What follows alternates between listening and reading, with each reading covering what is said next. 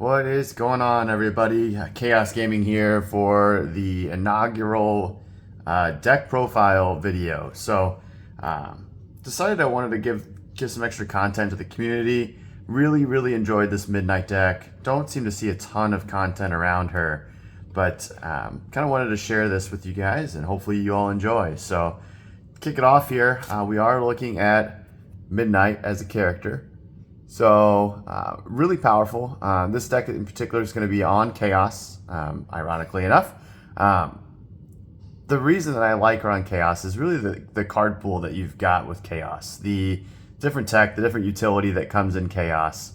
And she really does, I feel like, make up for some of the things that Chaos lacks. So, giving the speed buff and speed reduction to attacks, as well as the ability to cycle through your hand.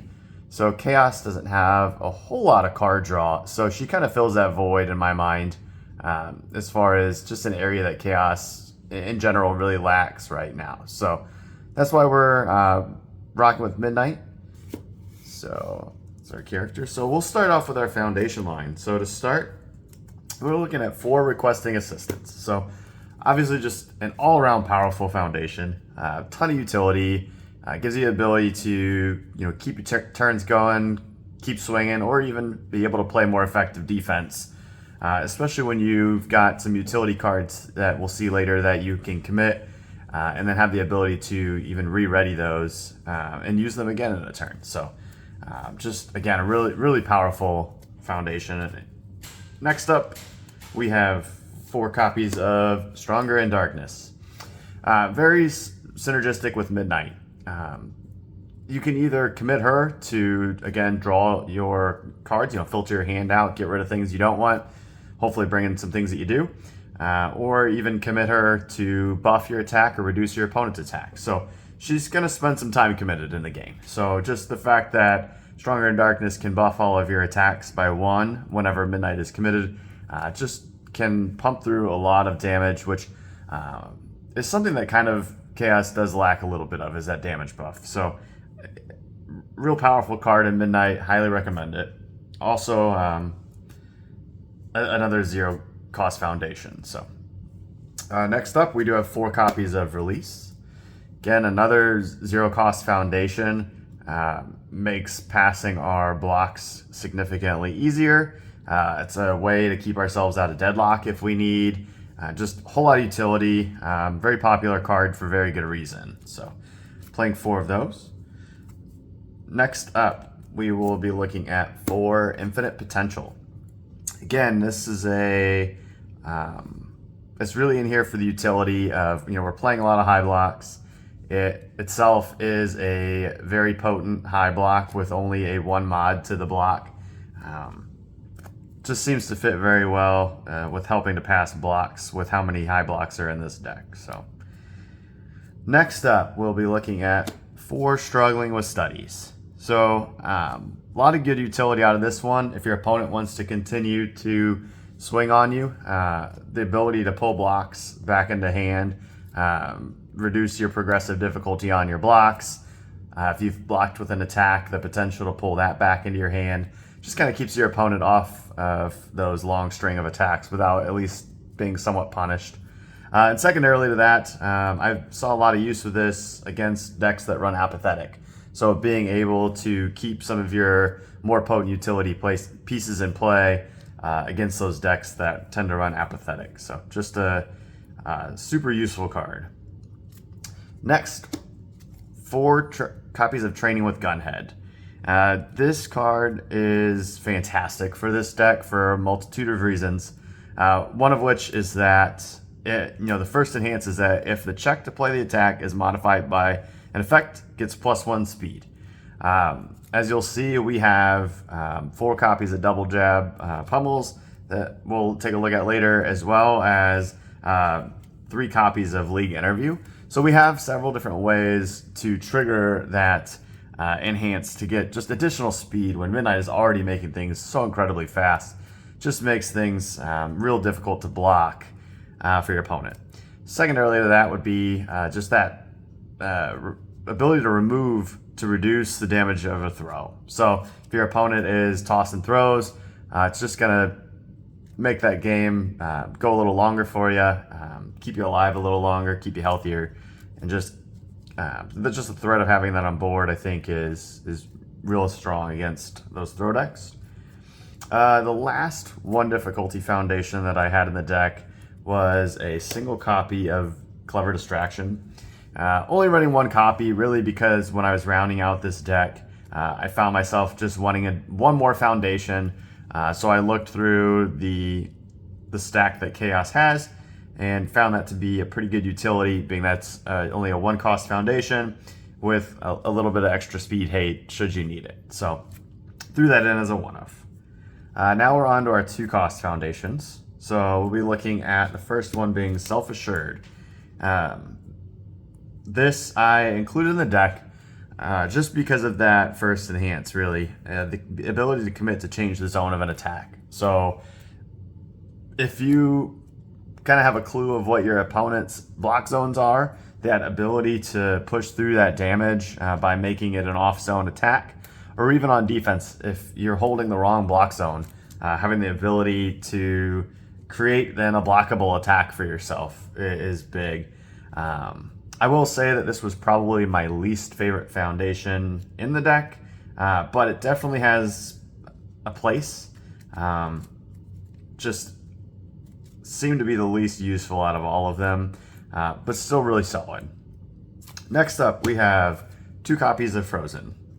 So I included this because, again, it's a pretty strong high block and has the ability to keep yourself out of deadlock if you need, as well as the ability to force down your opponent's foundations. So obviously they get to choose, but still being able to, if you're going for a progressive string of attacks and you've already committed a couple of foundations and you're just trying to get through that last bit of damage, being able to destroy those committed foundations on your end to force your opponent to commit down the last of their foundations could mean the difference in winning and losing a game. So I've got that as a 2 of. I think that's probably a good count. I don't know that I would play any more of it, but definitely a useful card to have at least a couple of in the deck.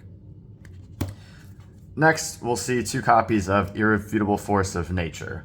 Again, just another really powerful utility card. The ability to commit and seal, either Earth, Fire, or Water foundation, or asset for that matter, just on commit is really powerful. Those symbols, particularly Earth and Water, see a ton of play. Those cards do. So the ability to commit and seal those, potentially even do things like comboing it with requesting assistance to seal multiple foundations or asset in a single turn, is incredibly strong and just has a ton of use.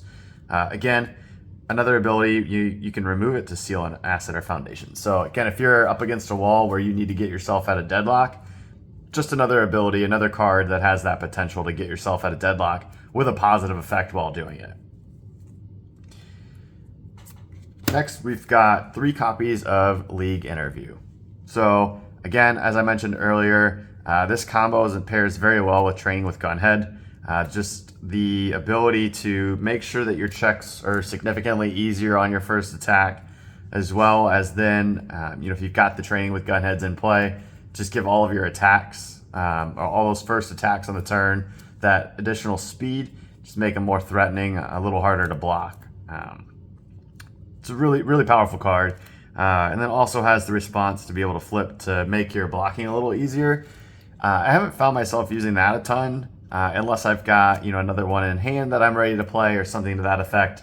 But I tend to like to keep those flipped over just because of that utility is pretty important to this deck. The last foundation that I've got is 4 copies of Encouraging Training Partner. This might be one of my favorite foundations in the entire deck. Just the crazy utility that it has, and the saving graces that it can have, both on offense and defense, are enormous.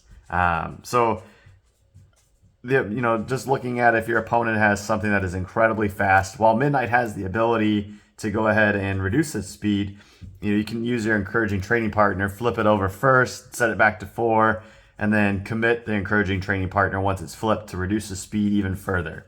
Also on offense, if your opponent is hating on your speed, or you just need that little bit extra, as you'll see, one of the mainstays of this deck is pillar swing. Being able to lead with a pillar swing, set the speed to 4, commit the encouraging training partner, and buff it 4 more speed, putting it at an 8 speed just from this one foundation with stun 2 for 8 damage is just insanely strong. So this, again, probably my favorite foundation in the deck, and that's why we see it as a 4 of. So we do have 1 action in the deck, and I do have 1 copy of Plus Ultra. Again, just a really powerful block, or just that random chance that you've got a momentum and you can double the speed of an attack or double the damage of an attack. Just the versatility and utility that it presents and provides, especially in a deck where you're controlling speed on both ends of the table, is just incredibly potent. I might even look at playing 2 of these, but for now I've been running it at 1 and it's been just fine. Especially, again, the ability that Midnight has to kind of filter through her hand, comboed with some of the other like your league interviews, you're going to cycle through the deck pretty quick. So good chance you're going to see it at some point in time. Don't always need it, but when you can get it, it's real nice to have it. So right, I'm going to go ahead and we're just going to move a little bit of this out of the way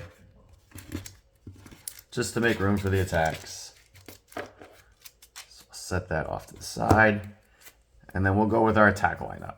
So the first attack, we'll start with our 4 diffs, is Double Jab Pummel. Just a crazy powerful attack. It's one that generally your opponent does not want to block if they don't have to, which you're totally fine with. If they just want to take the 5 damage or potentially more, or if you've got some Stronger in Darkness in play, totally fine. The ability to give it +3 speed to boot, make it a 6 speed for 5 is pretty wild. If they do want to block it, then you do have the ability to filter your hand even further, hunt for more attacks, hunt for more foundations, whatever it is that you're looking for in the moment. Just provides that utility. Just an incredibly strong card. Also making your checks to play additional attacks easier. Obviously, that in and of itself is very strong, but then combo it with the training with gunheads. Again, you're getting that additional speed buff on all your future attacks. Just incredible. Next up, we have 4 copies of the Golden Shower, Meteor Shower. This card, it absolutely wins games for Midnight. If you can generate a couple of momentum, and being able to loop through these Meteor Showers then will just decimate so many people. Again, if you've got a couple Stronger in Darkness play or a couple Train with Gunhead or a combination of, just the fact that it's going to be only a 4 difficulty attack that can come through for real high speed, real high damage, just incredibly potent. I know last night when I played this at our locals, at one point I had 3 Stronger in Darkness in play and went through a loop of playing 4 Meteor Showers.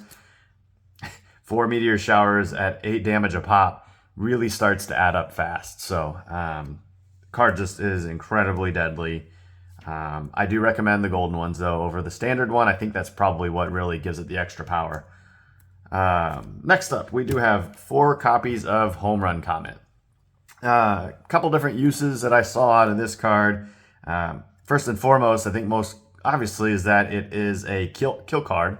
So if you've strung out a long turn, several Double Jab Pummels, some Meteor Showers, and then throw down a Home Run Comet, the ability to make it a 6 speed just with Midnight, give it powerful however much, depending on how many attacks you've got in your string, cheat up one of your committed foundations, and then just deal a significant amount of damage is incredibly potent. Outside of that, it can be used like a bait. So a lot of times, your opponent's not going to want to block this, especially if you didn't use the powerful. So it's a good way to potentially get a momentum going in that way, because your opponent's not going to want to block this attack in particular. It's not one of the most powerful attacks in the deck, so more likely just to eat it. It is a charge. It does combo with the Double Jab Pummel. And then also the ability to cheat a momentum into, to be utilized then for Meteor Shower. So maybe you don't have a momentum yet, the Home Run Comet can give it to you. So then you can start looping through meteor showers from there. So just a whole lot of utility. It's also a 1 mod mid block, so powerful as a block, only 4 difficulty. So that's why we're seeing that as a 4 of in this build. Next, we have 4 copies of Zero Gravity Lift. Again, just an incredibly strong attack. It's a throw, so in a lot of instances, it's going to get through a good amount of damage, even if they block it. It's going to get you some momentum. On future turns, it's going to clear your progressive difficulty. Again, making stringing together a long chain of attacks much easier, thus allowing you to hopefully pump out more damage. Also, the ability to pull a meteor shower into your momentum and start looping your meteor showers, or something to that effect. Just a ton of utility, real strong. You can commit a card with Midnight, make it a 5 speed for 6. So even if your opponent wants to Faith Shield block it or something of that nature, a Wall Cling and block it, like it's still not the most easy of cards to block with the high speed. And then you're set up to potentially punish them pretty hard after that if they choose to go ahead and block a Zero Gravity Lift. The next card I've got is 2 copies of Indiscriminate Shock. This card is way too strong, I think. Just the silly amount of damage that it can pump through, and you see it played in a ton of different decks, but in particular with this one, again, the ability to buff the speed by 3 and make it a 6 speed, if you've already got your opponent fully committed out, is almost going to be unblockable in a lot of instances unless they've got a way to reduce or reset your speed. Just an incredibly potent attack all around. However, I only saw fit for 2 of it. Again, I see a lot more utility out of the 4 diffs in the deck than I do the Indiscriminate Shock, as well as the Grab Lift. I felt like there's just more all-around utility with what I'm trying to do with the deck. So I did keep it as a 2 of, just to really try to keep my percentages in checks of attack and foundations. Because you'll see what we're going to round out with then is 4 copies of Pillar Swing. So that makes for 22 attacks is what we should be looking at here. And this card being one of the most heavy-hitting attacks in the deck. I think I hinted at it a little bit earlier, but it can combo with several of the other cards that you've got access to, like a Training with Gunhead or an Encouraging Training Partner, and just make it incredibly fast in an early turn even. Play it just fine. Coming in for 7, 8, 9 speed, whatever it is, depending on what your foundations look like, with stun 2 for 8 damage. And if they want to block that, again, they're committing a lot down to do that at that point. And you can follow it up with several different other punishing attacks that you've got access to after that. Again, if they do block it, it's going to clear progressive, or they're going to take damage, half damage. So spend a lot of foundations to reduce 4 damage, and then you can come at them with something else, or just build out from there. Give yourself a momentum for the future for the meteor showers. But this card is just incredible in Midnight.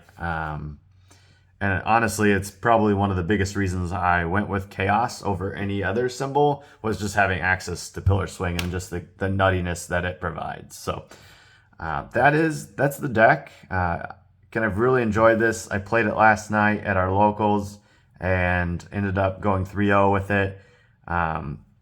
As far as changes that I would make, one that I am looking at is, again, like I mentioned, I'm not the most fond of Self-Assured. It's a 4-check with a +3 block. That's unique, and you're not always necessarily going to need to change the zone of attacks. What I would probably look at doing is cutting one of these and adding 1 copy of, I think it's Award the Victor, just to be able to combo off things like Double Jab Pummel, if that's half blocked, or just to really assure a decent check on that next attack. Again, combos well with the Training with Gunhead, with modifying your checks and giving speed to your attacks. So I think that's what I'm looking at doing, is maybe swapping 1 out, keeping just 1 in the deck just for having it, just in case. but going to a single copy of Ward the Victor. So outside of that, I'm pretty happy with the way the deck's run. I don't know that I would make a whole lot of changes. If you were looking to, you might be able to go up to 3 copies of Indiscriminate and go down to 3 copies of Home Run Comet. That could be really potent as well. May play around with that, but for now, I think I like the attack lineup as it is. So if you made it all the way through, I really appreciate you taking the time with me here. Hope you enjoyed the deck. Give it a try. Let me know what you think. And yeah, appreciate it, and look forward to seeing you all in the next one. Have a great day.